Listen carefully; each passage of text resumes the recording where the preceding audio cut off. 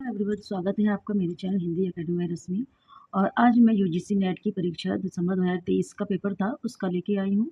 इससे पहले मैं 2 पार्ट करा चुकी हूँ, उसमें क्वेश्चन कराए हैं मैंने। और आज पार्ट 3 है, इसमें मैं सारे क्वेश्चन कराऊंगी। और आई होप आप लोगों को अगर मेरी वीडियो पसंद आए तो please like share and subscribe करिएगा। Thank you. Question number 39 Pratap Narayan Mishra से संबंधित उपयुक्त कथन है। ए, प्रताप नारायण मिश्र का जन्म 1852 में हुआ। में चुनाव उत्तर प्रदेश में हुआ।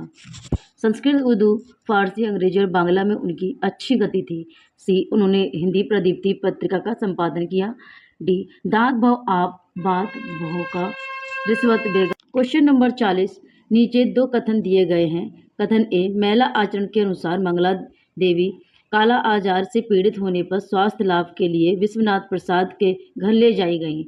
कथन 2, राजा महाराजा और समांत स्वार्थ के गुलाम बनते जा रहे हैं, प्रजा भीरू और कायर होती जा रही है। यह संवाद बाण भट्ट की आत्मकथा में सुचरिता का है।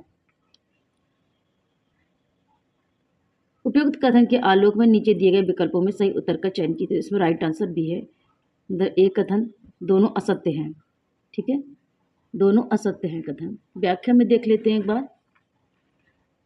महिला आचरण फणीश्वरा रेणु उपन्यास है। इस उपन्यास के अनुसार मंगला देवी काला आजार से पीड़ित होने पर स्वास्थ्य के लिए कालीचरण के घर ले जाई गई। कहाँ लेके जा गई? कालीचरण के। और इसमें क्या लिखा है? विश्वनाथ प्रसाद। विश्वनाथ प्रसाद। और लेके कहाँ गए थे इसे? कालीचरण के घर, न कि विश्वनाथ के घर। इस कथन का असत एक है। बाण भट्ट की आत्मकथा आचार्य हजारी प्रसाद द्विवेदी का उपन्यास है। इस उपन्यास के अनुसार महामाया का कथन है कि राजा महाराजा और सामंत स्वास्थ्य के गुलाम बनते जा रहे हैं, प्रजा भीरू और कायर होती जा रही है। ये कथन सेकंड का असत्य है। अन्य महत्वपूर्ण तथ्य दे रखी है इसके। महामाया का जो कथन उसमें दे रखा था, पुरुष निसंग है, स्त्री आसक्त, पुरुष निर्दंत है, स्त्री द्वंद्वमुखी, पुरुष मुक्त है, स्त्री बद्ध। निपुणिका का कथन है, प्रेम एक और अभेद्य है, उसे केवल ईर्ष्या और आयुष्य की विभाजित करना छोटा कर देते हैं। क्वेश्चन नंबर 41 जिंदगी नामा उपन्यास में किन कविताओं और गीतों का उपयोग किया गया है? ए, अव्वल अल्लाह नूर उपाया, कुदरत के सब बंदे, एक नूर ते सब जग उपजा, कौन भले कौन मंदे। बी, जे तू अखियां दे सामने, नी रैड़ा ते बीबा, मेरा दिल मोड़ दे। सी, चिड़ी चोच भर ले गई, नदी न घट्यो नीर, दान दिए धन ना घटे, कह गए भक्त कबीर। डी, जिन पावन भुई बहु फिरे, घूमे देश विदेश, पिया मिलन जब होइया आंगन भया विदेश। ई, ना मैं अरबी ना मैं लाहौरी, ना मैं हिंदी शहर नगौरी, ना मैं हिंदू तुर्क पसौरी, ना मैं रहदा पिच नदौर, बुल्ला कहीं जाने मैं कौन। नीचे दिए गए विकल्पों में सही उत्तर का चयन कीजिए। तो इसमें राइट आंसर सी है। व्याख्या में देखते हैं। कृष्ण सोपती द्वारा रचित जिंदगी नामा उपन्यास, ठीक है, दिए गए कविताओं गीतों के निम्नलिखित उपयोग किए गए हैं। ए, अव्वल अल्लाह नूर उपाया, कुदरत के सब बंदे, एक नूर ते सब जग उपजा, कौन भले कौन मंदे। सेकंड वाला, चिड़ी चोच भर ले गई, नदी ना घट्यो नीर, दान दिए ना धन घटे, कह गए भक्त कबीर। थर्ड वाला है, मैं ना अरबी ना मैं लोहरी, ना मैं हिंदी शहर नागरी, ना मैं हिंदू तुर्क पसौरी, ना मैं रहदा विच नदौन। क्वेश्चन नंबर 42 प्रेमचंद घर के अनुसार किन पात्रों के खर्च उठाने के लिए प्रेमचंद बॉम्बई फिल्म कंपनी में काम करने के लिए योजना बनाते हैं? तो इसका राइट आंसर भी है, जागरण और हंस। ठीक है, व्याख्या देखते हैं इसकी। प्रेमचंद घर में प्रेमचंद की पत्नी शिवरानी देवी द्वारा लिखित प्रेमचंद की जीवनी है। इस पुस्तक के अनुसार प्रेमचंद जागरण और हंस पत्रिकाओं के खर्चे उठाने के लिए मुंबई की एक फिल्म कंपनी में काम करने के लिए योजना बनाते हैं। ठीक है, महत्वपूर्ण तथ्य दे रखे हैं। ठीक है, देख लेना आप लोग, एक बार वीडियो को रोक कर देख लीजिए। ठीक है, क्वेश्चन नंबर 43 आगरा बाजार नाटक में आई नज्म की पंक्तियों को पहले से बादी क्रम में लगाइए। कौन से आगरा बाजार जो नाटक है उसकी नज्म है, की पंक्तियों को पहले से बाद क्रम में लगाइए। वह सुन के बोला, बाबा खुदा मुझको खैर दे, हम तो चांद समझे ना सूरज है जानते। बी, रोटी ना पेट में हो तो कुछ भी जतन ना हो, मेले की सैर ख्वाहिशे बागो चमन ना हो। सी, होता है बागवा से हर एक बाग का निहार, वह बाग किस तरह ना लुटे और ना उजड़े हाय। डी, जितने हैं आज आगरे में कारखाना जात, सब पर पड़ी है आन की रोटी की मुश्किलात। ई, कपड़े किसी के लाल हैं रोटी किसी के वास्ते, लंबे किसी के बाल हैं रोटी के वास्ते। नीचे दिए गए विकल्पों में सही उत्तर का चयन कीजिए। तो इसमें राइट आंसर डी है। ठीक है, सबसे पहले डी, जितनी है आज आगरे में कारखाना जात, सब पर पड़ी है आन की रोटी की मुश्किलात। ठीक है, उसके बाद सी, होता है बागवा से हर एक बाग का निवाह, हर बाग किस तरह से ना लुटे और ना उजड़े हा। उसके बाद ए, वह सुन के बोला, बाबा खुदा मुझको खैर दे, हम तो वह न चांद समझे न सूरज है जानते। उसके बाद बी, क्या है, रोटी ना पेड़ में हो तो कुछ भी जतन ना हो, मेले की सैर ख्वाहिशे बागो चमन ना हो। फिर बी हो गया। ई, लास्ट में सबसे ई है, कपड़े किसी के लाल हैं रोटी किसी के वास्ते, लंबे किसी के बाल हैं रोटी के वास्ते। तो ये सारे किसके हैं, ये फ़कीर के हैं। ठीक है, ये फ़कीर के हैं, पंक्तियों में फ़कीर के बारे में कह रखा है ना। और भी व्याख्या दे रखी है इसमें, आगरा बाजा नाटक के महत्वपूर्ण तथ्य दे रखे हैं, फ़कीर, लड्डू वाला, तरबूज वाला, बर्फ़ वाला, ककड़ी वाला, और दे रखे हैं, आप लोग देख लीजिए एक बार। ठीक है, क्वेश्चन नंबर 44, उसने कहा था कहानी के क्वेश्चन नंबर 44, उसने कहा था कहानी के आधार पर उपयुक्त कथन है। ए, लाहौर के बम्बू काट वालों की बोली मरहम लगाने का काम करती है। बी, वजीरा सिंह पलटन का बदूशक था, वह बाल्टी से गदला पानी फेंकते हुए जर्मनी के बादशाह का दर्पण करने लगता है। सी, सूबेदानी ने अपने पति और बेटे को बचाने की गुहार लगाई। डी, लहंगा सिंह दिया सलाई ने सिगरेट जलाकर पीने लगा। ई, लहंगा सिंह 77 राइफल में जमादार हो गया। नीचे दिए गए विकल्पों में सही उत्तर का चयन कीजिए। तो इसमें राइट आंसर सी है। चंद्रधर शर्मा गुलेरी द्वारा प्रथम विश्व युद्ध की पृष्ठभूमि पर आधारित कहानी उसने कहा था के आधार पर दिए गए कथनों में उपयुक्त कथन है। ए, वजीरा सिंह पलटन का बदूशक था, वह बाल्टी से गदला पानी फेंकते हुए जर्मनी के बादशाह का तर्पण करने लगता है। बी, सूबेदानी ने अपने पति और बेटे को बचाने की गुहार लगाई। थर्ड वाला, लहंगा सिंह 77 राइफल में जमादार हो गया। अमृतसर के बम्बू काट वालों की बोली मरहम लगाने का काम करती है। और महत्वपूर्ण तथ्य दे रखे हैं इसके, उसने कहा था महत्वपूर्ण तथ्य है, लहंगा सिंह, सूबेदार हजारा सिंह, वजीरा सिंह, कीरत सिंह पात्र हैं ये सब लोग, और लपटन साहब, डाक बाबू और कोहलू राम इत्यादि। जिन स्थानों का जिक्र है वो है अमृतसर। कृत्यायन ने हिंदी काव्यधारा की भूमिका में आदिकाल के किस कवि को हिंदी का सबसे बड़ा कवि माना? राइट आंसर है राव कृत्यायन हिंदी काव्यधारा की भूमिका लिखते हैं, हमारे इस युग में नहीं के 5 युगों सिद्ध, सामान्य युग, सुयोग, बुद्धि युग, दरबारी युग और नवजागरण के जितने सब युग को हमने यहाँ किया है, इनमें यह 96 भारतीय संघ की राजभाषा के रूप में हिंदी के संदर्भ में उपयुक्त है। ए, अनुच्छेद 51 अनुसार सही राजभाषा हिंदी और लिपि देवनागरी। बी, समिति का गठन 1976 में हुआ। सी, 14 सितंबर 1949 को जब संविधान सभा में राजभाषा संबंधी भाग स्वीकृत हुआ तो संविधान सभा के अध्यक्ष श्री राजगोपालाचार्य थे। डी, विविध प्रकार के राजकीय कार्यकलाप के माध्यम भाषा राजभाषा कहलाती है। ई, भारत के राष्ट्रपति ने 7 जून 1955 को अनुच्छेद 344 ए के अनुसरण में राजभाषा आयोग के गठन का आदेश जारी किया। नीचे दिए गए विकल्पों में सही उत्तर का चयन कीजिए। तो इसमें राइट आंसर ए है। कौन कौन सा है? बी, सबसे पहले क्या है? बी, राजभाषा संसदीय समिति का गठन 1976 में हुआ। ठीक है, उसके बाद डी, विविध प्रकार के राजकीय कार्यकलाप में माध्यम भाषा राजभाषा कहलाती है। उसके बाद ई, भारत के राष्ट्रपति ने 7 जून 1955 को अनुच्छेद 344 के ए के अनुसरण में राजभाषा आयोग के गठन का आदेश जारी किया। तो राइट आंसर ए है। व्याख्या देख लेते हैं एक बार। भारतीय संघ की राजभाषा के रूप में हिंदी के संदर्भ में उपयुक्त कथन है कथन है। ए, राजभाषा संसदीय समिति का गठन 1976 में हुआ। सेकंड, विविध प्रकार के राजकीय कार्यकलाप की माध्यम भाषा राजभाषा कहलाती है। और थर्ड वाला, भारत के राष्ट्रपति ने 7 जून 1955 को अनुच्छेद 344 ए फर्स्ट के अनुसरण में राजभाषा आयोग के गठन का आदेश जारी किया। 14 सितंबर 1949 को जब संविधान सभा में राजभाषा संबंधी भाग स्वीकृत हुआ तो संविधान सभा के अध्यक्ष डॉक्टर राजेंद्र प्रसाद थे। तो कौन थे? डॉक्टर राजेंद्र प्रसाद थे। तो इसीलिए क्वेश्चन नंबर 47 देखते हैं। भारत दुर्दशा नाटक से संबंधित कौन से कथन उपयुक्त है?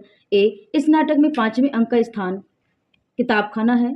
बी, नाटक में सत्यानाश फौजदार का प्रवेश दूसरे अंक में होता है। सी, अप्रश्न 16 छूत रची भोजन प्रीति छुड़वाया, यह एक संवाद सत्यानाश फौजदार द्वारा कहा गया है। डी, इस नाटक का प्रकाशन संवत 1933 में हुआ। ई, निरजता नामक पात्र तीसरे अंक में आती है। नीचे दिए गए विकल्पों में सही उत्तर का चयन कीजिए। तो इसमें राइट आंसर कोई भी नहीं दे रखा है, ठीक है, क्योंकि इसे भारत दुर्दशा नाटक का प्रकाशन यदि विक्रम 1933 माना जाए तो यह 1876 की रचना ठहरी है, ठीक है। लक्ष्मी नारायण वार्ष्णेय इस कविता 1875 है की रचना मानते हैं। इस हिंदी नाटक साहित्य के इतिहास में इसे 1880 की रचना माना गया है। यूजीसी ने इसे मूल्यांकन से बाहर कर दिया है, ठीक है। देखिए एक बार, यूजीसी ने इसे मूल्यांकन से बाहर कर दिया है, ठीक है। इस नाटक के 5वें अंक का स्थान किताबखाना है। 2, इस नाटक में दूसरे अंक में भारत निरजता आशा का प्रवेश होता है। तीसरे अंक में सत्यानाश फौजदार आता है और अप्रश्न 16 छूत रची भोजन छुड़वाया, यह संवाद तीसरे अंक का और जो सत्यानाश फौजदार है कहा गया है। यह नाटक का प्रकाशन 1933 नोट लक्ष्मी नारायण वार्ष्णेय मानते हैं, 1875 मानते हैं। कौन मानते हैं? लक्ष्मी सागर वार्ष्णेय। तो इसका राइट आंसर कोई भी नहीं दे रखा है, ठीक है। क्वेश्चन नंबर 48, अमुक के अनुसार कामायनी की कथा सृष्टि में जयशंकर प्रसाद ने किन पुस्तकों में सहायता प्रदान की थी? ए, मुंडक उपनिषद, बी, कठोपनिषद, सी, शतपथ ब्राह्मण और डी, छंदोग्य उपनिषद और ई, ऋग्वेद। नीचे दिए गए विकल्पों में सही उत्तर का चयन कीजिए। तो इसमें राइट आंसर सी है, ठीक है।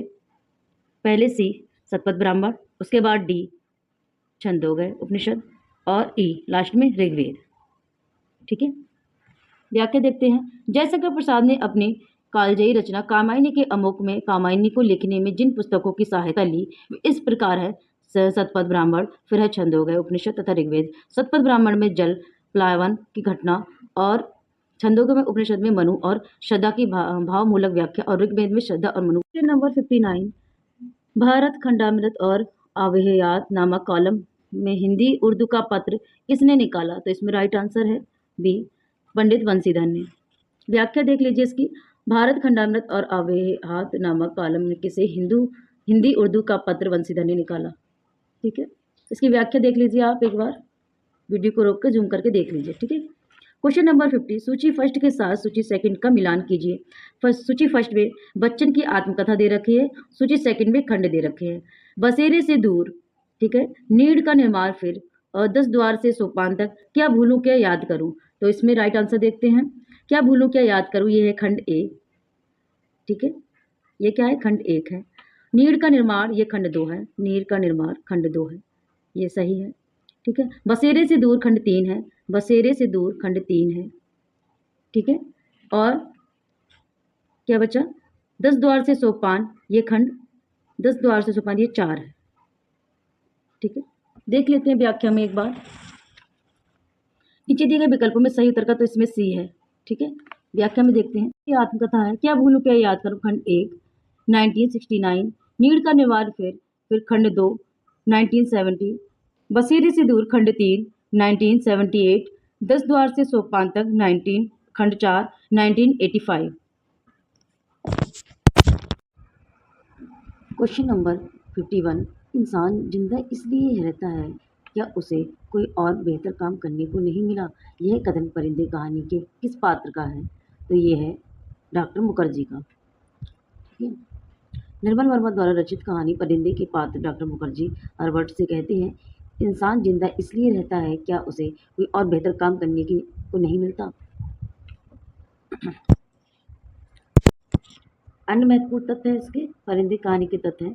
पात्र है ये, पात्र लतिका है, मिस बोर्ड है, डॉक्टर मुखर्जी है, फादर है एल्बर्ट और ह्यूबर्ट, जूली, सुधा, करीमुद्दीन इत्यादि परिंदे कहानी संग्रह का अंतिम कहानी है। क्वेश्चन नंबर 52, कुबेर नाथ राय के निबंधों की विशेषताओं से संबंधित उपयुक्त कथन है। ए, कुबेर नाथ राय के निबंधों का मूल स्रोत लोक जीवन, लोक संस्कृति और लोक शब्दावली है।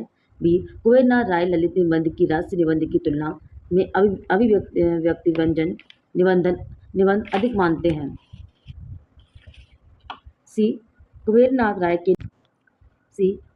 राय के निबंधों में मृतकों के प्रति गहरा आकर्षण है। डी, कुबेर नाथ राय निबंध को एक बौद्धिक कर्म मानते हैं। ई, कुबेर नाथ राय ललित निबंध को एक पारस्परिक विद्या मानते हैं। और देखते हैं इसका।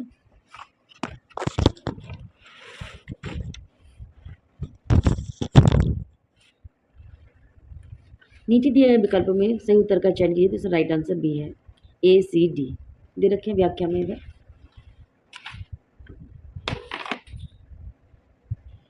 कुबेरनाथ राय के निबंधों की विशेषताएं हैं। ए, कुबेरनाथ राय के निबंधों का मूल स्रोत लोक जीवन, लोक संस्कृति और लोक शब्दावली है। बी, कुबेरनाथ राय के निबंधों में मृतकों के प्रति गहरा आकर्षण है। और थर्ड, कुबेरनाथ राय निबंध को एक बौद्धिक कर्म मानते हैं। कुबेरनाथ राय निबंध को एक स्वतंत्र विद्या मानते हैं। इनकी क्वेश्चन नंबर 53, सूची फर्स्ट के साथ सूची सेकंड का मिलान कीजिए। सूची फर्स्ट में पत्र दे रखे हैं, सूची सेकंड में प्रकाशन स्थान है ये। तो ए, सदादर्श और जयपुर, सज्जन कीर्ति सुधाकर दिल्ली, सदाचार मॉडर्न क्या है शाहजहांपुर, आर्य दर्पण उदयपुर। नीचे दिए गए विकल्पों में सही उत्तर का चयन कीजिए, तो इसमें राइट आंसर सी है। ठीक है, राइट आंसर कौन सा है? सी है। देख लेते हैं। सदादर्श ये है दिल्ली का, ठीक है। सज्जन कीर्ति सुधाकर यह है उदयपुर, बी, ठीक है।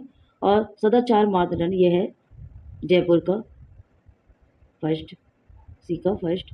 आर्य दर्पण यह है शाहजहांपुर का, ठीक है। इसलिए राइट आंसर सी है। व्याख्या में देखते हैं। सदादर्श दिल्ली, सज्जन कीर्ति सुधाकर उदयपुर, सदाचार मातरण और जयपुर, और आर्य दर्पण शाहजहांपुर। सदादर्श पत्रिका के संपादक लाला श्रीनिवास दास थे। आर्य दर्पण पत्रिका के संपादक बख्तार सिंह थे और सज्जन कीर्ति सुधाकर पत्रिका के संपादक बंशीधर थे। सदाचार मानदंड पत्रिका के संपादक लालचंद्र शास्त्री थे। अन्य महत्वपूर्ण तथ्य दे रखे हैं, प्रमुख समाचार पत्र तथा उनके संपादक व स्थान दे रखे हैं ये, ठीक है। वीडियो को पॉज करके आप देख लीजिए। क्वेश्चन नंबर 54 कराती हूँ। क्वेश्चन नंबर 54, सूची फर्स्ट के साथ सूची सेकंड का मिलान कीजिए। सूची फर्स्ट में आलोचक, सूची सेकंड में ग्रंथ दिख रहे हैं। ए, नंदलाल वाजपेयी, बी, श्याम सुंदर दास, सी, महावीर प्रसाद द्विवेदी, डी, नगेंद्र। तो नीचे दिए गए विकल्पों में सही उत्तर का चयन कीजिए, तो इसमें राइट आंसर ए है, ठीक है। नंदलाल वाजपेयी तो इनका है नया साहित्य और नए प्रश्न, ए का सेकंड, ठीक है। श्याम सुंदर दास इनका है साहित्य लोचन, श्याम सुंदर दास इनका है साहित्य लोचन, बी का फोर्थ। महावीर प्रसाद द्विवेदी इनका है सुकवि, इनका क्या है? सुकवि। और नगेंद्र का क्या है? विचार और अनुभूति, थर्ड का, डी का थर्ड। राइट आंसर ए है। व्याख्या देखते हैं इसकी। आलोचक और ग्रंथ, नंदलाल वाजपेयी नया साहित्य नए प्रश्न, और श्याम सुंदर दास साहित्यालोचन, और महावीर प्रसाद द्विवेदी सुकवि संकीर्तन, और डॉक्टर नागेंद्र विचार और अनुभूति। महत्वपूर्ण तथ्य दे रखे हैं ये महत्वपूर्ण तथ्य दे रखे हैं। वीडियो को रोककर देख लीजिएगा, ठीक है।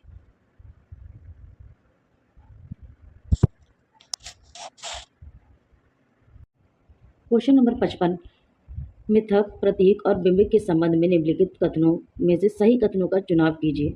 ए, अरस्तु ने अपने ग्रंथ पोएटिक्स में मिथक का प्रयोग कथानक, आख्यानमूलक रचना तथा मनगढ़ंत कथा के लिए किया। बी, नगेंद्र लिखते हैं कि काव्य बिंब शब्दार्थ के माध्यम से कल्पना द्वारा निर्मित एक ऐसी मानव छवि है जिसके मूल भाव की प्रेरणा रहती है। सी, प्रतीक स्वतः संभव होता है जबकि बिंबों का निर्माण सचेष्ट से किया जाता है। डी, प्रतीक प्रतिरूप न होकर निरूपण होता है, कलाकार की भावुक को प्रेषक का माध्यम होता है। ई, कल्पना से प्रतीक का निर्माण होता है और प्रतीकों से बिंब का निर्माण होता है। नीचे दिए गए विकल्पों में सही उत्तर का चयन कीजिए, इसमें राइट आंसर क्या है? ए। ठीक है, ए है इसमें, A B D, A B D. व्याख्या में देखते हैं क्या है। मिथक, प्रतीक और बिंब के संबंध में दिए गए कथनों में से सही कथन है ए। अरस्तु ने अपने ग्रंथ कहा पोएटिक्स के मिथक का प्रयोग कथानक, आख्यान मूलक रचना तथा मनगढ़ंत कथा के लिए किया है। दूसरा, डॉक्टर नागेंद्र लिखते हैं काव्य बिंब शब्दार्थ के माध्यम से कल्पना द्वारा निर्मित एक ऐसी मानव छवि है जिसके मूल में भाव की प्रेरणा रहती है। थर्ड वाला, प्रतीक प्रतिरूप ना होकर निरूपण होता है, कलाकार के भावों के प्रेषक का माध्यम होता है। अन्य महत्वपूर्ण तथ्य है कल्पना से बिंब का निर्माण होता है और बिंब से प्रतीकों का निर्माण होता है। बिंब स्वतः संभव होता है। क्वेश्चन नंबर 56, भवानी प्रसाद मिश्र की कविता सतपुड़ा के जंगल में, कौन सी? सतपुड़ा के जंगल में किस जनजाति का उल्लेख हुआ है? तो ये हुआ है गौंड जनजाति का। भवानी प्रसाद मिश्र की कविता है सतपुड़ा के जंगल की पंक्तियां हैं। इन वनों के खो भीतर क्या 4 मुर्गे 4 तीतर पाल के कन निश्चिंतन बैठे, विजन वन के बीच बैठे, झोपड़ी पर फूस डाले, गोंड तगड़े और काले। इस प्रकार कविता में गौंड जनजाति का उल्लेख है। और इसकी महत्वपूर्ण तथ्य दे रखे हैं। सतपुड़ा के जंगल की पंक्तियां हैं। अन्य महत्वपूर्ण तथ्य है नींद में डूबे हुए से ये घिनौने घने जंगल, कष्ट से ये सने जंगल, और अजगरों से भरे जंगल, कंप से कनकनाते जंगल, और क्षितिज तक फैला हुआ सा, मृत्यु तक मैला हुआ सा, और लाख पंछी 100 हिरन दल।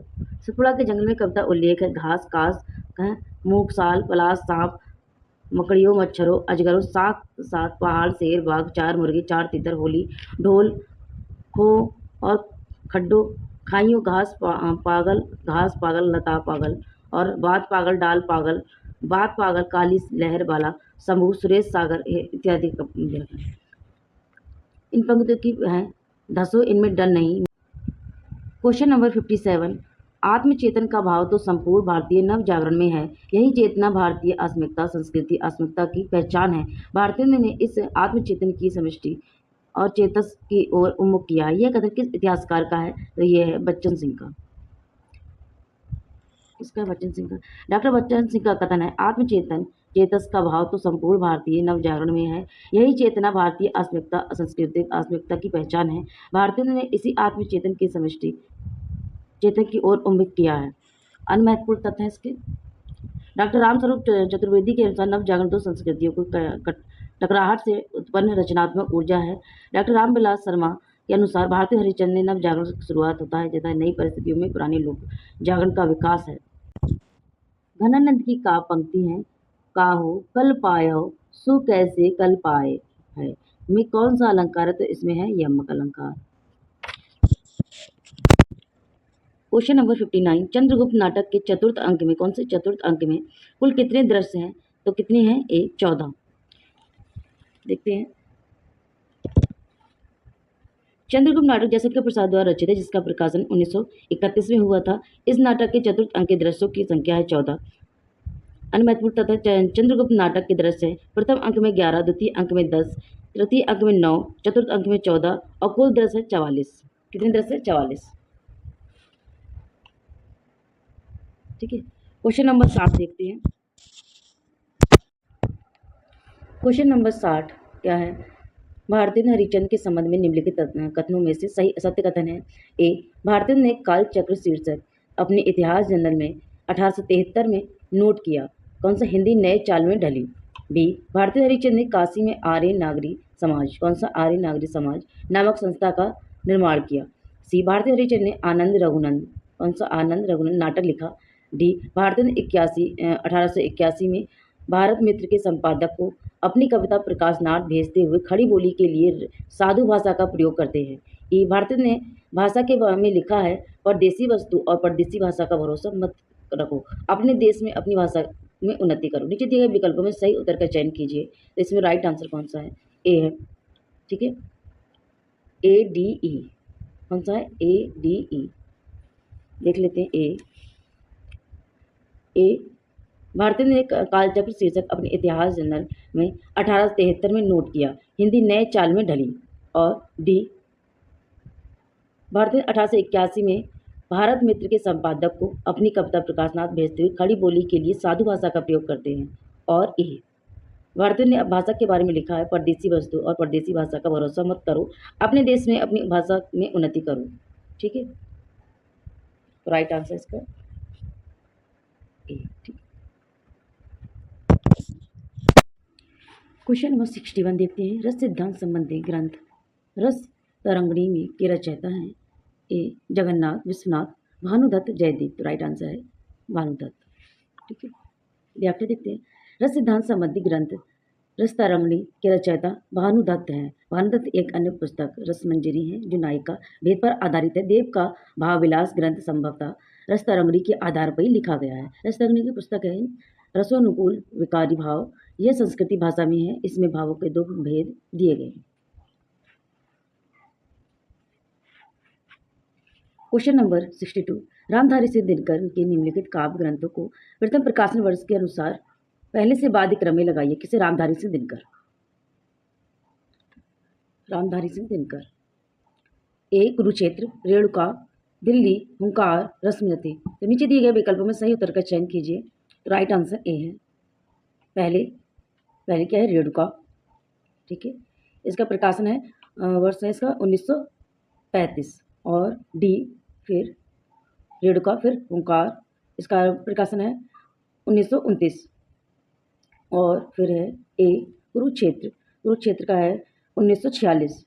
ठीक है, फिर लास्ट में दिल्ली, ई रश्मिरथी, फिर है सबसे लास्ट में दिल्ली। ठीक है, ई रश्मिरथी का है 1952 और दिल्ली का है 1954 प्रकाशन वर्ष दे रखा है। रामधारी सिंह दिनकर के दिए गए काव्य ग्रंथों का क्रम प्रकाशन वर्ष के आधार पर इस प्रकार है। ए फर्स्ट रेणुका 1935, बी सेकंड हुंकार 1939 और कुरुक्षेत्र 1946 और रश्मिरथी ये क्या है 1952 और दिल्ली। महत्वपूर्ण तथ्य दे रखे हैं। विजय संदेश 1928 और ये आप देख लीजिए वीडियो को। जो बाबा साहेब अम्बेडकर ने PhD की उपाधि किस विश्वविद्यालय से प्राप्त की? तो ये कौन सी विद्यालय से की थी? कोलंबिया विश्वविद्यालय से की थी। बाबा साहेब अम्बेडकर ने PhD की उपाधि 1916 में कोलंबिया विश्वविद्यालय से प्राप्त की। डॉक्टर भीमराव अम्बेडकर संबंधित तथ्य हैं। उनका जन्म 14 अप्रैल 1891 में हुआ। ठीक है, वे अपने माता पिता की 14वीं व अंतिम संतान थे। फिर क्वेश्चन नंबर अमृतसर आ गया कहानी में किस स्टेशन के बाद हिंदू सिख मुसाफिरों की चुप्पी गहरी हो गई? इसमें राइट आंसर है बी वजीराबाद। अमृतसर आ गया भीष्म साहनी द्वारा लिखी गई कहानी है जो भारत विभाजन पर केंद्रित है। इस पर भारत विभाजन। इस कहानी में वजीराबाद स्टेशन के बाद हिंदू सिख मुसाफिरों की चुप्पी गहरी हो गई। और महत्वपूर्ण तथ्य इसके अमृतसर आ गया कहानी जिन स्थानों का जिक्र है वे इस प्रकार हैं। दिल्ली, पाकिस्तान, मुंबई, लाहौर। क्वेश्चन नंबर 65 झूठा सच के पहले खंड वतन और देश। कौन सा खंड? पहले खंड में भोला पादे की गली की औरतों के बीच अपने विचारों का प्रचार करने के लिए आई हिंदू रक्षा कमेटी की कार्यकर्ताओं के नामों का सही युग्म है। इसमें कौन सा है? ए बसंत कौर और कांता, ज्ञान देवी सतवंत, ईश्वर कौर ज्ञान देवी या दुर्गा ईश्वर कौर। तो इसमें राइट आंसर है सी ईश्वर कौर ज्ञान देवी। यशपाल द्वारा रचित उपन्यास झूठा सच के पहले खंड में वतन और देश में की औरतों के बीच अपने विचारों का प्रचार करने के लिए आई हिंदू रक्षा कमेटी की कार्यकर्ताओं के नाम का सही युग्म है ईश्वर कौर ज्ञान देवी। झूठा सच उपन्यास के और महत्वपूर्ण दे रखे हैं। ये वीडियो को रोककर आप देख लीजिएगा। क्वेश्चन नंबर नीचे दो कथन दिए गए हैं। कथन ए अज्ञेय की त्रिशंकु आत्मनेपद और आगतन और क्या है संवत्सर आदि पुस्तक में उनका आलोचनापरक चिंतन और वैचारिक साहित्य संकलित है। सेकंड वाला कथन दो मुक्तिबोध की कृति एक साहित्यिक की डायरी का धारावाहिक प्रकाशन हंस पत्रिका में हुआ। उपयुक्त कथन के आलोक में नीचे दिए गए विकल्पों में सही उत्तर का चयन कीजिए। तो इसमें राइट आंसर सी है। एक सत्य लेकिन कथन दूसरा असत्य है। अब व्याख्या देख लेते हैं। अज्ञेय की त्रिशंकु आत्मनेपद और संवत्सर आदि पुस्तकों में उनका आलोचनापरक चिंतन और वैचारिक साहित्य संकलित है। इस कथन का सत्य है। मुक्तिबोध की कृति है एक साहित्यिक की डायरी जबलपुर से निकलने वाली पत्रिका वसुधा में 1957 में से 1960 तक प्रकाशित होती रही। इससे पूर्व यह नागपुर से निकलने वाली पत्रिका नया खून में एक साहित्यिक डायरी स्तंभ से प्रकाशित हो चुकी थी, इसलिए सेकंड वाला गलत है। ठीक है, अन्य महत्वपूर्ण तथ्य दे रखे हैं, वीडियो को रोककर अन्य महत्वपूर्ण तथ्य देख लीजिए। ठीक है, क्वेश्चन नंबर 67, गोदान के अनुसार विमेंस लीग द्वारा आयोजित कार्यक्रम में मेहता जी के भाषण में व्यक्त विचारों का प्रतिपादन करने वाले पात्र का नाम है डी। कौन? सरोज। प्रेमचंद द्वारा रचित उपन्यास गोदान के अनुसार विमेंस लीग द्वारा आयोजित कार्यक्रम में मेहता जी के भाषण में व्यक्त विचारों का प्रतिपादन करने वाला पात्र है सरोज। कौन है? सरोज। छोटे बड़े भगवान के घर से बनकर आते हैं। किसने कहा है? होरी ने। ये हत्यारे गांव के मुखिया है, गरीबों का खून चूसने वाले हैं। ये किसका है? ये कथन है धनिया का। वेरी इंपॉर्टेंट कथन है ये। भगवान सबको बराबर बनाते हैं। ये किसने कहा है? गोबर ने। ठीक है, स्त्री पुरुष से उतनी ही श्रेष्ठ है जितना प्रकाश अंधेरे से। तो ये किसने कहा है? मेहता ने। गोदान उपन्यास की ये कथन है, ये सभी महत्वपूर्ण है। ठीक है, क्वेश्चन नंबर 68, नीचे दो कथन दिए गए हैं। कथन अभिभावक एक के रूप में लिखित है, दूसरा उसके कारण रीजन के रूप में है। अभिकथन ए सन 1936 में प्रगतिशील लेखक संघ, क्या है? प्रगतिशील लेखक संघ की स्थापना हुई और उसी वर्ष उसके वार्षिक अधिवेशन के सभापति प्रेमचंद हुए। रीजन है इसका कारण, सन 1936 में प्रकाशित अपने काव्य संग्रह का नाम सुमित्रानंद पंत ने युगांत रखा। उपयुक्त कथन के आलोक में नीचे दिए गए विकल्प में सही उत्तर का चयन कीजिए। तो इसमें राइट आंसर बी है। दोनों ए और आर सत्य है, लेकिन आर ए की सही व्याख्या नहीं है। दोनों बातें सत्य है, लेकिन रीजन नहीं है, एक दूसरे का कारण नहीं है। ठीक है,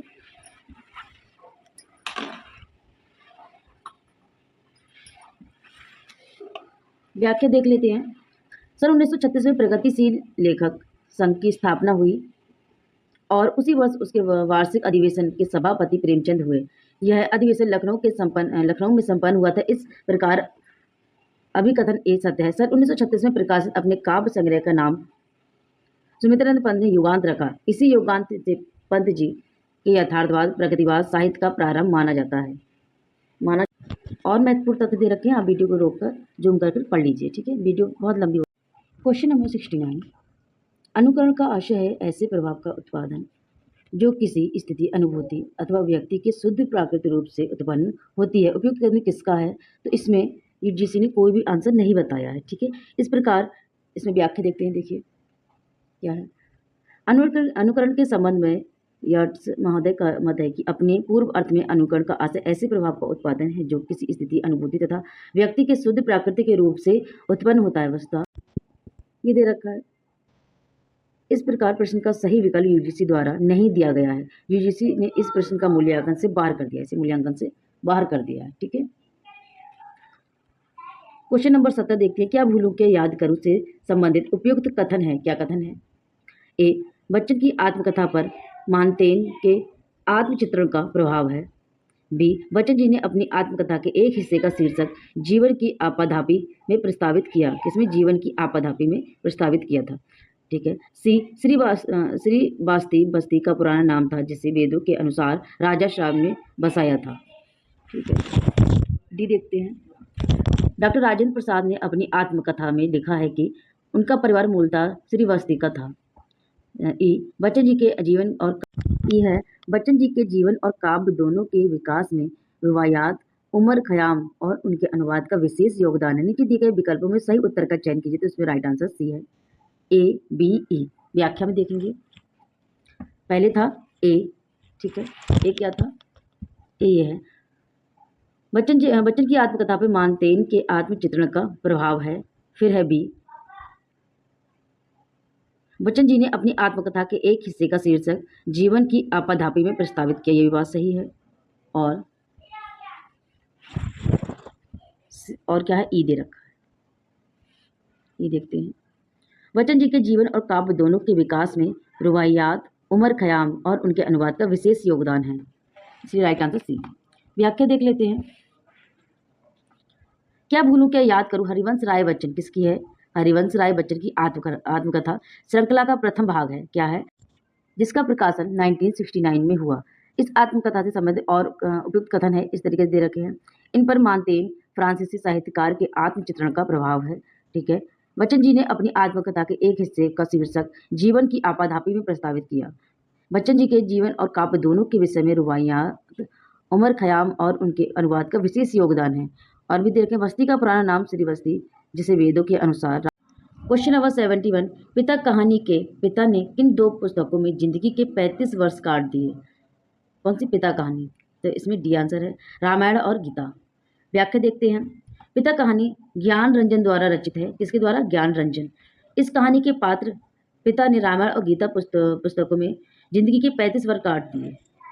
35 वर्ष काट दिए। अन्य महत्वपूर्ण तथ्य हैं इसमें पिता कहानी से, जिसमें जिक्र है घनश्याम नगर और बिल्ली का रोना, दिल्ली एम्पोरियम इत्यादि।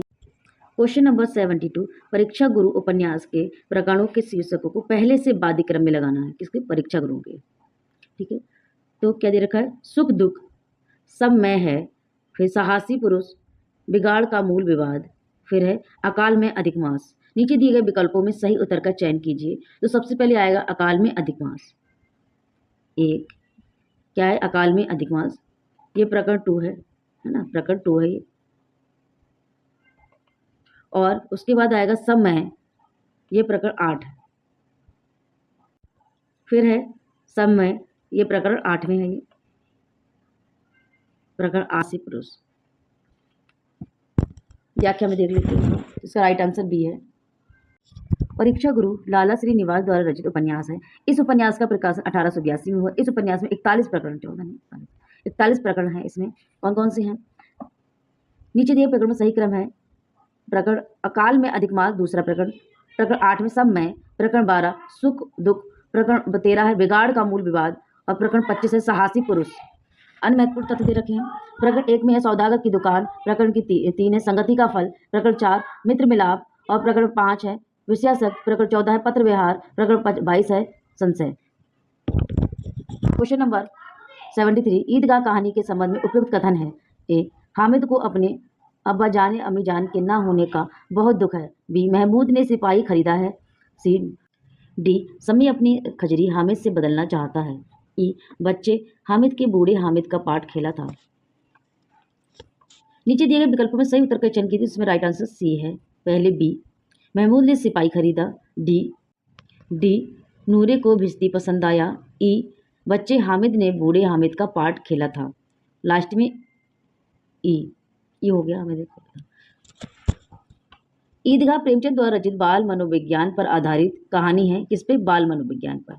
इस कहानी के संदर्भ में दिए गए कथनों में से उपयुक्त कथन है। महमूद ने सिपाही खरीदा, सम्मी अपनी खजरी हामिद के चिमटे से बदलना चाहता था, बच्चे हामिद ने बूढ़े हामिद का पार्ट खेला। अन्य महत्वपूर्ण तथ्य हैं। ईदगाह कहानी के प्रमुख तथ्य हैं। अन्य महत्वपूर्ण तथ्य, महमूद के पास 12 पैसे थे। कितने पैसे? 12 पैसे थे। मोहसिन के पास 15 पैसे थे। हामिद के पास 3 पैसे थे। मोहसिन ने मिस्ती खरीदा, नूरे ने वकील खरीदा। सभी के खिलौने 2-2 पैसों के थे, लेकिन हामिद का चिमटा 3 पैसे का था। कितना? 3 पैसे का था। हामिद का चिमटा 3 पैसे का था। और भी दे रखे हैं इसमें। सम्मी धोबिन खरीदता है, लेकिन प्रेमचंद जी बाद में कहते हैं कि उसके पास, इस कहानी में सम्मी को विधर्मी कहा गया है। हामिद की दादी का नाम अमीना। ठीक है, हामिद को अपने अब्बा जान अम्मी जान के ना होने का दुख नहीं। क्वेश्चन नंबर 74, सूची फर्स्ट के साथ सूची सेकंड का मिलान कीजिए। एक साइड में बोली है और सेकंड में क्षेत्र है। मारवाड़ी, हड़ौती, ढूंढाड़ी, मेवाती। तो देखते मारवाड़ी कहाँ की है? ये है अजमेर की, ए का सेकंड। और हड़ौती कहाँ की है? कोटा की है, ये बी का फर्स्ट। और ढूंढाड़ी जयपुर की है और मेवाती अलवर की। तो राइट आंसर इसमें ए। व्याख्या में भी देख लीजिए। मारवाड़ी अजमेर, हड़ौती कोटा, ढूंढाड़ी जयपुर और मेवाती अलवर। और महत्वपूर्ण दे रखे हैं ये। पश्चिमी राजस्थानी मारवाड़ी, पूर्वी राजस्थानी जयपुर, दक्षिण राजस्थानी मालवती और उत्तरी राजस्थानी मेवाती। वीडियो को रोक के देख लीजिए एक बार, ठीक है। क्वेश्चन नंबर 75, अमृतसर आ गया कहानी में आए प्रसंगों को पहले से बादी क्रम में व्यवस्थित कीजिए। ए, तुम्हारे दिल में दर्द मर गया है, छोटी सी बच्ची उसके साथ भी बेरहम हो, तुमने बहुत बुरा किया है। बी, बड़े जीवट वाले हो बाबू, दुबले पतले हो पर बड़े गुर्दे वाले हो। सी, का ले बाबू ताकत आएगी, जैसा हो जाएगा। डी, खुदा के लिए दरवाजा खोलो, मेरे साथ औरत जात है, गाड़ी निकल जाएगी। ई ई बंद करो जी दरवाजा, बिना पूछे चढ़े जाते हैं, अपने बाप का घर समझ रखा है, मत घुसने दो जी, क्या कहते हैं जो हो, धकेल दो पीछे। नीचे दिए गए विकल्पों में सही उत्तर का चयन कीजिए। तो राइट आंसर बी है इसमें। सबसे पहले सी, सबसे पहले क्या है सी।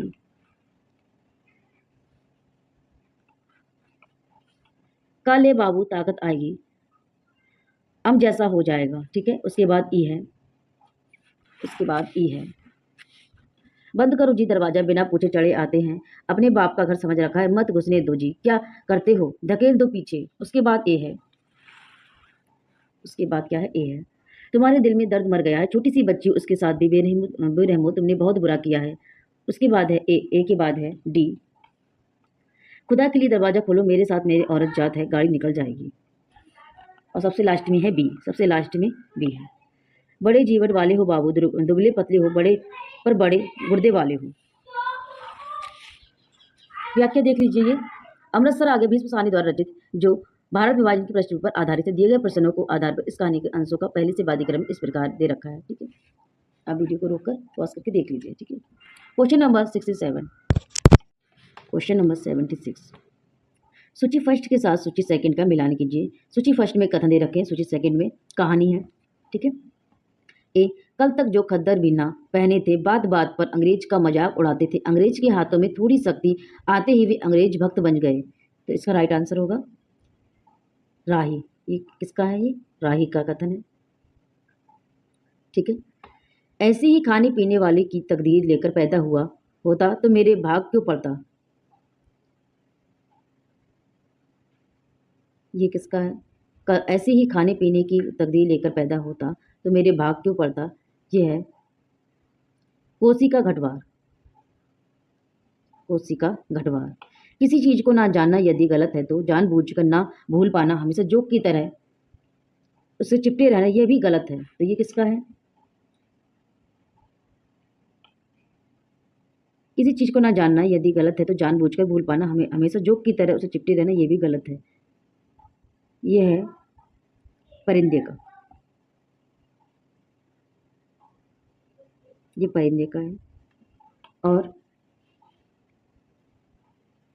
लोग अपने यहाँ अलौकिक बातें कब तक होने देगा, भवसागर के जल तरंगों पर स्थिर होगा कब संभव। तो ये किसका है, कानों में कंगना। नीचे दिए गए विकल्पों में सही उत्तर का चयन कीजिए। तो इसमें राइट आंसर सी है। ठीक है, पहले का चौथा मैंने दिखाया था। ठीक है, मिलान देख लीजिए, सही मिलान है। सूची कथन, इसमें कथन दे रखा है, इसमें कहानी है जो भी मैंने कराई थी। ठीक है, महत्वपूर्ण तक देखते हैं इसके। राही कहानी की लेखिका कौन है, सुमित्रा कुमारी चौहान, इसकी राही कहानी की।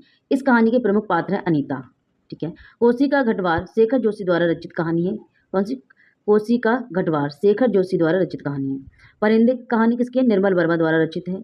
कानों में कंगना राजा। क्वेश्चन नंबर 77, महात्मा गांधी की अध्यक्षता में गठित लिपि सुधार समिति के अध्यक्ष कौन थे, काका कालेश्वर।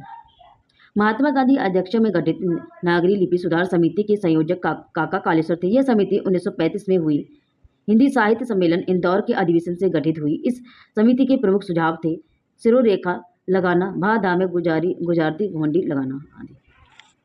अन्य महत्वपूर्ण तथ्य दे रखे हैं, वीडियो को रोककर आप प्लीज देख लीजिए, वीडियो बहुत लंबी हो जाती है।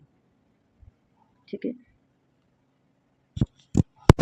क्वेश्चन नंबर 78, बहुत कम लोग यह जानते हैं आज हम जो हैं वो किसकी बदौलत, किसने हमें जनसेवा की ओर लगाया, हमारी आंखें खोली, हमें सही रास्ता दिखाया, किसने हमने हमेशा प्रेरणा ली, अपना कर्तव्य किया और आगे बढ़े। बकरी नाटक का उक्त संवाद किस पात्र के द्वारा कहा गया, किस पात्र के द्वारा कहा गया है, यह कहा गया है दुर्जन के द्वारा। बकरी नाटक का उक्त संवाद दुर्जन नामक पात्र का है। इस नाटक का प्रकाशन 1974 में हुआ। यह नौटंकी शैली। क्वेश्चन नंबर 79, पौगी बनकर घूमना उसके लिए इतना ही सहज था जितना बांसुरी बजा लेना। यह इस कथन में पौगी का अर्थ क्या है, पौगी का क्या अर्थ है, इसका अर्थ है बौद्ध साधु। विष्णु प्रभाकर द्वारा रचित आवारा मसीहा में लिखा गया कि वहां से हटकर वह कई व्यक्तियों के पास रहा, कई स्थानों पर घूमा, कई प्रकार के अनुभव प्राप्त किए। जैसा एक बार फिर वह दशहरा हो उठा हो, आज रंगून में दिखाई देता, जो कल पेगू या उत्तरी बर्मा भाग जाता।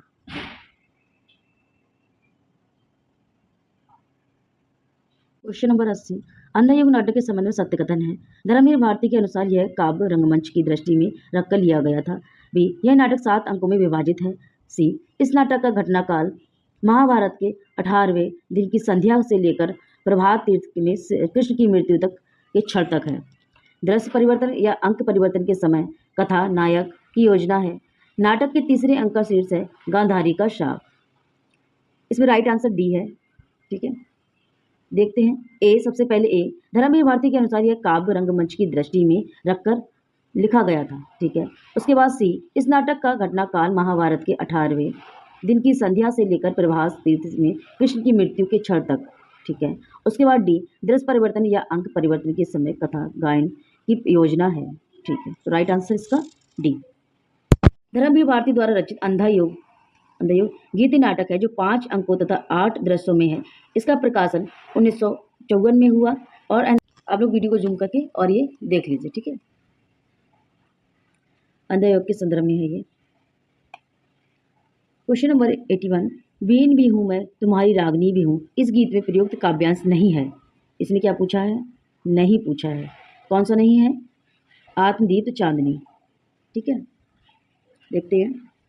बीन भी हूँ मैं तुम्हारी रागनी हूँ, इस गीत में प्रयुक्त काव्यांश है। क्वेश्चन नंबर 82, आधे अधूरे नाटक के संबंध में सत्य कथन है। सत्य कथन क्या है? ए, यह नाटक मौजूदा जिंदगी की विडंबना के कुछ एक सघन बिंदुओं को रेखांकित करता है। बी, श्री ओम से पुरी की यह समकालीन जिंदगी का पहला सार्थक हिंदी नाटक लगता है। सी, इसके पात्र स्थितियाँ एवं मन स्थितियाँ यथार्थपरक तथा विस्मरणीय नहीं लगती। डी, आधे अधूरे नाटक आज के जीवन के एक गहन अनुभव खंड को मूर्त करता है। इस नाटक की भाषा में वह सार्थक नहीं है जो समकालीन जीवन के तनाव को पकड़ सके। नीचे दिए गए विकल्पों में सही उत्तर का चयन कीजिए। तो इसमें राइट आंसर बी है। ठीक है, कौन सा है राइट आंसर? इसमें बी है। कौन सा?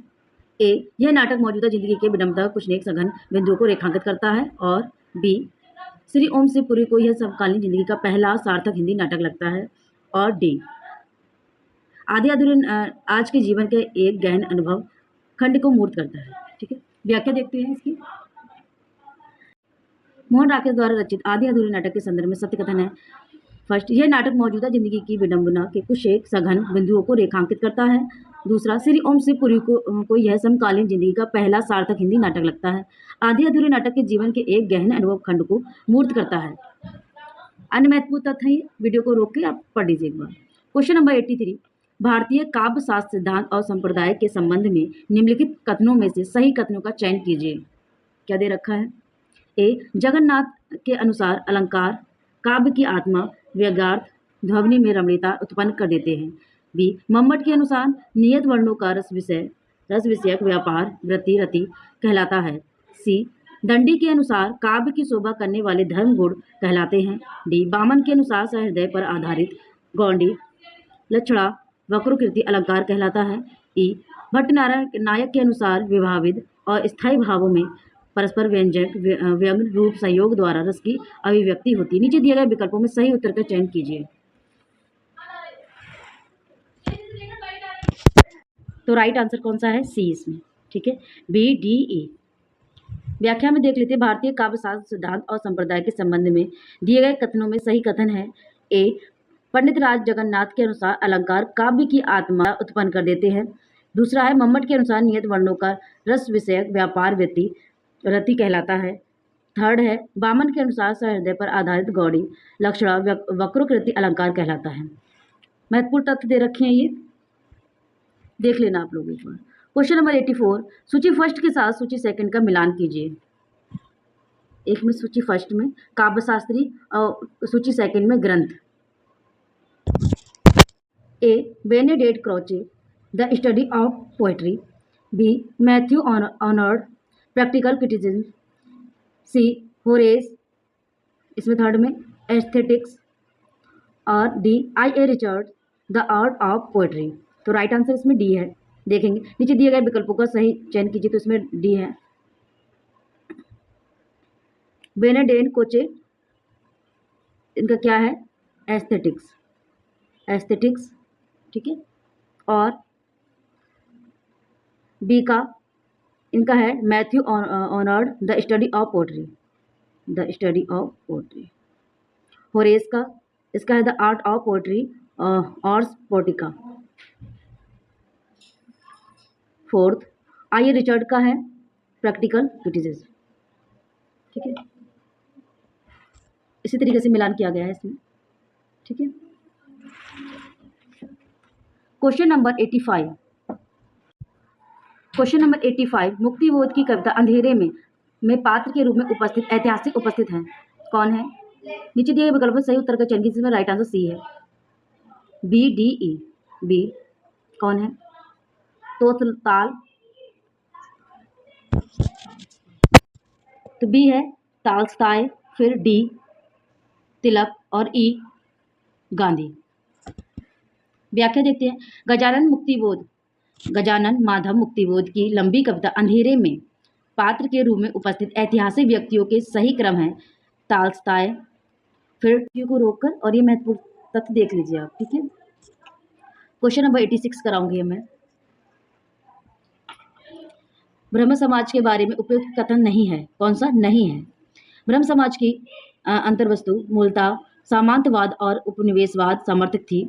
बी ब्रह्म समाज मूर्ति पूजा, छुआछूत, जाति प्रथा और धार्मिक कट्टरता का विरोधी था। सी देवेंद्र नाथ ठाकुर और केशव चंद्र सेन ने ब्रह्म समाज को सक्रिय बनाए रखने में महत्वपूर्ण भूमिका निभाई। डी ब्रह्म समाज की स्थापना 1882 में हुई। ई ब्रह्म समाज पुनर्विवाह का समर्थन नहीं करता था, तो नहीं पूछा था उसमें, ठीक है। नीचे दिए गए विकल्पों में सही उत्तर का चयन कीजिए, तो राइट मतलब बी। नहीं कौन से नहीं है? बी में राइट आंसर इसमें बी है, ए डी ई नहीं है, ठीक है। इसमें देख लेते हैं, गलत को आंसर पूछा था ना, नहीं है, कथन नहीं है, तो इसमें ए नहीं है। ब्रह्म समाज के अंतर्वस्तु मूलतः सामंतवाद और उपनिवेशवाद समर्थक थी, ये बात गलत है, ठीक है। और डी समाज की स्थापना 1882 में हुई, ये भी गलत है, ठीक है। और ई ब्रह्म समाज पुनर्विवाह का समर्थन नहीं करता था, ये भी गलत है, तो इसमें गलत पूछे है ना, तो गलत ए डी ई, ठीक है। व्याख्या देख लीजिए आप एक बार, वीडियो को रोककर देख लीजिए, ठीक है। ब्रह्म समाज की स्थापना 20 अगस्त 1828 में हुई, और उसमें क्या क्या दे रखा है? 1882 दे रखा था। क्वेश्चन नंबर 87 नीचे दो कथन दिए गए हैं। कथन ए नागार्जुन की कविता